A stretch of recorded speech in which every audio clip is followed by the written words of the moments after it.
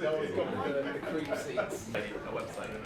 no reason why you can't make your own video into a job that you really respect. Hi everybody, I'm Toby and this is Tim. We're from Transgressive. Transgressive's like a modern music company. We do a few things. We have a record company, we have a publishing company, we have a management company. And yeah, like I think the reason we were invited by Giffgaff today really was just very much talk about our experiences, how we do what we do, and ultimately converting something that was a passion and almost something that seemed insurmountable and difficult to achieve into something that we do every day. I guess also it's a tale of friendship as well. How we come to meet each other. Friendship. Begrudging, relentless, marriage-like friendship. If you're chasing something that you love and you're inevitably going to face some knockbacks, like whether it be financial Endless stuff, knockbacks. yeah. Endless.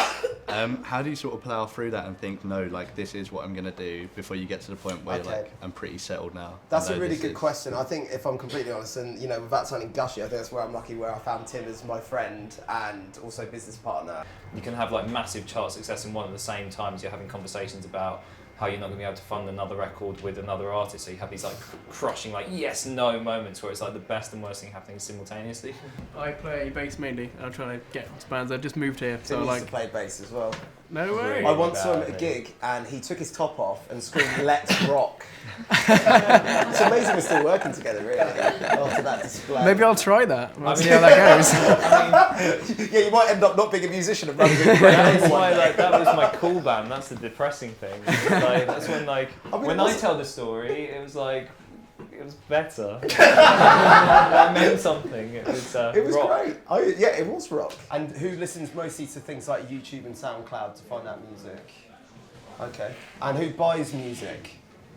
Okay, that's cool. That's encouraging. I mean, I would say that's interesting for this room because you guys are music fans who come on a Friday night to watch some sad guys from a record label. So speak for yourself, mate.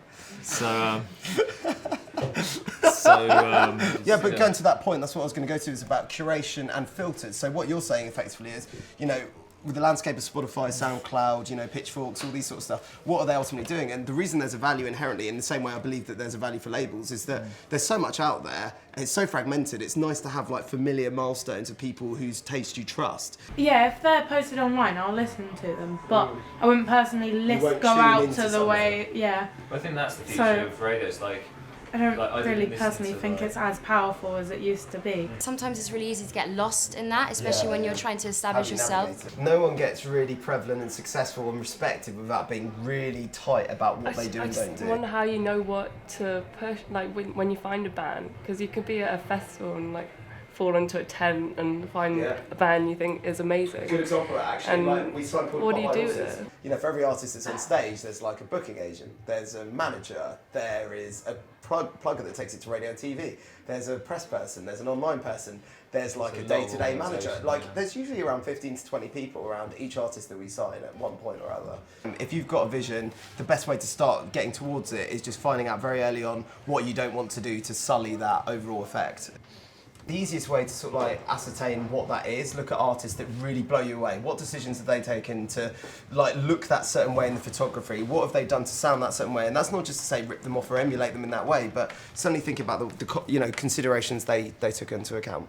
I imagine that you get loads and loads of demos through the post, and I was wondering like what kind of like filtering system that you use, and what are the kind of things that really grab your attention? We've got like a 5-second policy, which is if in 5 seconds it doesn't grab. No, that's not true. Well, actually, you know what's the biggest, the most depressing thing? Like, really small amounts of people. Excellent. Thanks very much, man.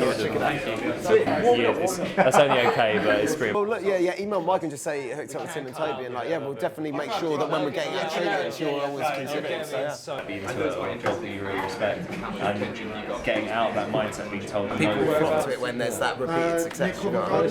And also, you get an immediate reward when you print a night on because you see the audience, press ups. Funny you say that. I'm actually gonna do it when I get home. Oh yeah, nice. It was really good. No, I really enjoyed it. I came along anyway because I was interested in the entertainment industry and how to promote yourself. So no, thanks. It was really good.